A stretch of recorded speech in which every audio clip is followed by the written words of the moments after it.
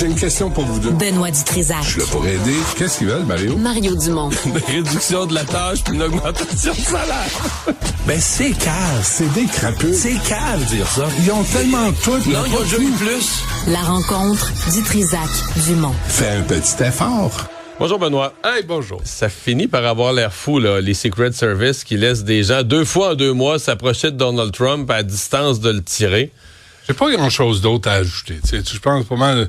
Hier, les nouvelles disaient toute la même affaire. Comment c'est que ce gars-là, je t'entendais ce matin, savait qu'il était là, Trump, à ce moment-là. Ouais, parce que c'est pas un agenda qui était annoncé à CNN. Il allait jouer au golf, c'était annoncé nulle part. Avec ses plaques de céramique comme veste anti-balle.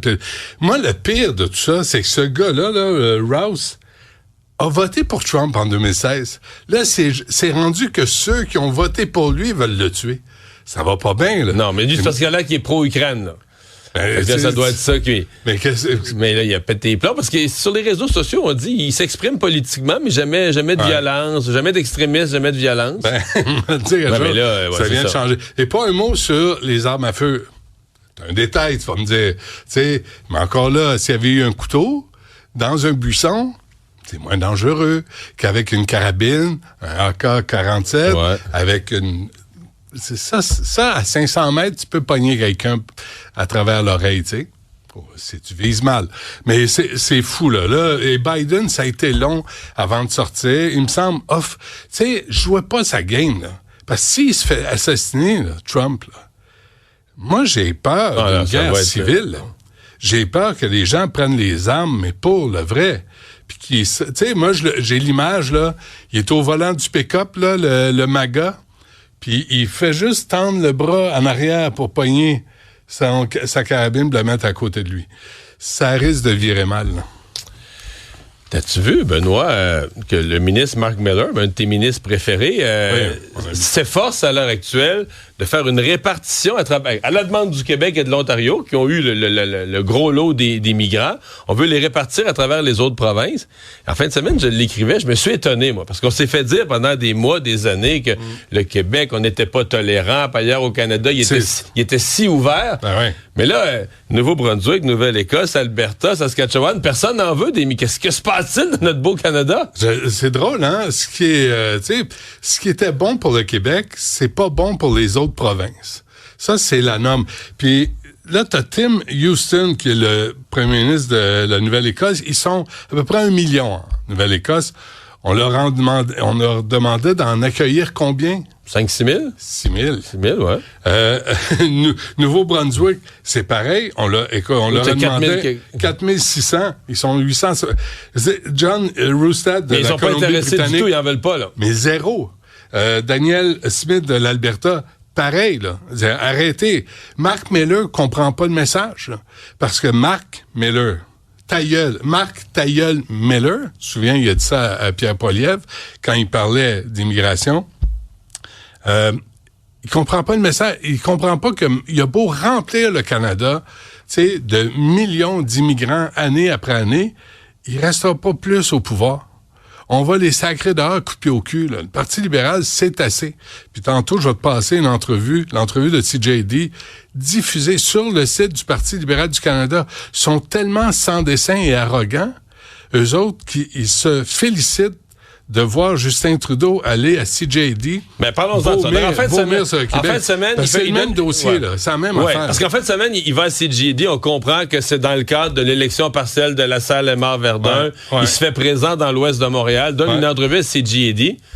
Mais CJD, on l'écoute d'ailleurs. On va commencer par l'écouter. I have to ask the question, though, for people about to vote here in this by-election. So I'm wondering what you tell Montreal's Anglophone population. And I bring this up because I get these calls all the time whenever we talk about this, who feel the federal Liberals have let them down. Well, first of all, I understand that feeling because people are feeling, well, first of all, they see a government in Quebec City, Legault government, that has decided that the best way to protect French, which is something that I agree with, yes, we need to protect French, but Legault's decided the best way to protect French is to attack the English Canadians. And that doesn't make any sense. We see the most egregious example of it lately with the switch in hospitals. We also see it in his attacks on our et là, il fait courir cette rumeur que dans les hôpitaux, les gens pourront pas se faire... Qu'au Jewish, tu te présentes, puis tu pourras pas te faire soigner en anglais. Oui, dans les universités partout. D'abord, Aaron Rand, là, le gars qui pose des questions, on l'a côtoyé, tu te souviens-tu, à 92.5 à Cogeco? Ouais. Unilingue. Ça parle pas un maudit mot français. Pas capable de dire bonjour. Il vient à Montréal. Puis il anime la radio. Il anime la radio à Montréal, Aaron Rand, puis c'est un unilingue, tu sais, avec ses t-shirts là, où il niaise toujours le fils de la langue française. Mais ce Aaron Rand-là, puis je le qualifie pas, lui, il parle pas français. Là, moi, je l'ai côtoyé, là, puis pas un mot. Nous autres, on va d'un tout inclus à Cuba, on parle espagnol un petit peu en partant. On fait un effort. Lui, il vit à Montréal. Il est né à Montréal. Il est né à Montréal, puis il veut rien savoir. Typique anglo, détestable, boqué, mouchamard. Ça, c'est typique. Là, t'as Trudeau qui s'en va renifler le péteux du Québec Bashing Community Groups Network. Lui, il les aime, Trudeau. Moi, j'ai autant de mépris pour Justin Trudeau que Justin Trudeau en a pour le Québec. Puis on l'entend là-dedans, là, comme quoi défendre... Là, il dit, moi, ma mère vient de Vancouver, mon père est un francophone. Son père, Pierre Elliott, un francophone, ben oui, un autre québécophobe. C'est odieux comment il s'est exprimé. Puis en passant, quand il parle des hôpitaux... Mario, juste un petit exercice. Il y a le CUSUM. Il y a un cas en 2018, là. Il y a Zygmunt, quelque chose qui s'est plaint parce que le médecin lui a parlé en français, puis il a dit, tu devrais peut-être, fait 20 ans que tu habites ici, tu pourrais peut-être parler. Mais les infirmières l'ont tous soigné en anglais. Mais il a porté plainte pareil. Il y a le Jewish Hospital, il y a le Montreal General Hospital, Lakeshore General Hospital, St. Mary's Hospital, le Shriners Hospital.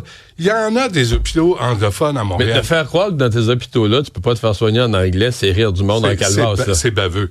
C'est baveux, alors que tu sais... Tout se passe en anglais dans ces hôpitaux. Je veux dire, il y a des deux langues. T'entends du français aussi, mais je veux dire, la vie, essentiellement, se passe en anglais. Donc, d'essayer de faire croire qu'un anglophone arriverait là, avec une jambe coupée, puis tu parles pas français? On t'arrêtera pas le sang. Voyons.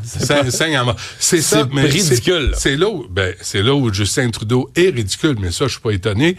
Mais c'est odieux de prétendre ça. C'est odieux de jouer cette carte-là à CJD avec Aaron Rand, un unilingue anglophone né à Montréal.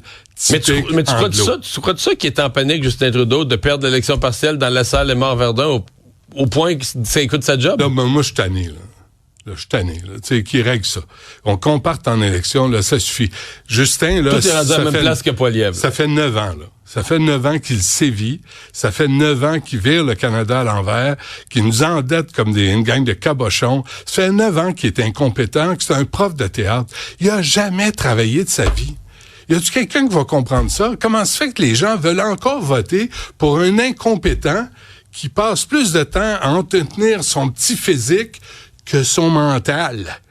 De lire ses dossiers, mais il va courir, par exemple. Ça, pour courir, puis pour paraître, pour poser, il est bon. Là, allumez un peu, là. Que ce soit le Parti conservateur, que ce soit le Parti libéral. Le Parti libéral peut avoir des chefs qui ont de l'allure. Pas Justin Trudeau, ça suffit. La cause est entendue. Lundi, là. On est lundi. Mais oui, je pense que ça va l'ébranler. Mais il est tellement sûr de lui, s'il perd dans Ville-et-Mort, mais il est tellement sûr de lui-même, il est tellement arrogant que ça sera pas lui la cause. Mais tu penses pas que tu dis que c'est un prof de théâtre, tu penses pas que c'est un rôle, moi je pense que c'est un rôle qu'il joue, là. Présentement, il sait que ça va mal. Il joue le rôle de sa vie. Il joue le rôle que ça va bien. Ben oui, parce qu'il est pas dans la réalité, il est dans son monde à lui, le monde de Justin. On a évité la grève chez Air Canada, mais ça gagne bien sa vie quand même, un pilote, hein? Wow. 350 000 présentement, puis là, 42 de plus sur 4 ans. Mais en même temps, tu veux-tu un pilote d'avion de mauvaise humeur? Tu veux-tu quand je suis assis, c'est sûr, sur le siège H, 32H, là. Est-ce qu'il est heureux? Oui, est-ce qu'elle est heureuse? Moi, c'est tout ce qui m'importe. Je veux qu'elle soit heureuse. Compétent? Je veux qu'elle ait le temps d'aller aux toilettes quand c'est le temps, d'avoir son petit lunch. Pas pareil avec le copilote, tu sais, pas qu'il mange jamais à faire et tombe malade. Mais non, moi, ça, j'ai aucun problème. Mais regarde les prix des billets, par exemple. Là, si vous pensez que ça coûte cher... Au bout de 4 ans, tu vas être à 4... Moi, je l'ai calculé, entre 490 et 500, un demi-million. Mais pour ceux et celles qui cherchent une carrière... Pour vrai? Ben, certains pilotes d'avion, c'est pas pire. Moi, je pensais pas que c'était autant que ça. Ben, je pense qu'il y a beaucoup de citoyens qui le découvrent. On disait c'est bien payé un pilote d'avion. Je me souviens d'un documentaire de Michael Moore, il y a 30 ans, qui disait à quel point les pilotes d'avion étaient mal payés aux États-Unis. Ah ouais? Mais vraiment mal payé, là, genre 25 000 par année. Là, tout le monde faisait, voyons donc. Mais ce qu'on me dit ici, quand même, c'est que là, on parle des pilotes, des gros porteurs, là, qu'il y a beaucoup de différences. Si tu prends le petit vol régional là, entre Montréal et Sept-Îles, les écarts sont énormes. Là, les paliers sont Mais énormes. même les petits porteurs, tu veux qu'ils soient de bonne humeur. On veut que tout le monde soit de bonne humeur, dans le fond. Hein? Qu'ils conduisent bien. Oui. Merci, Benoît. Allez.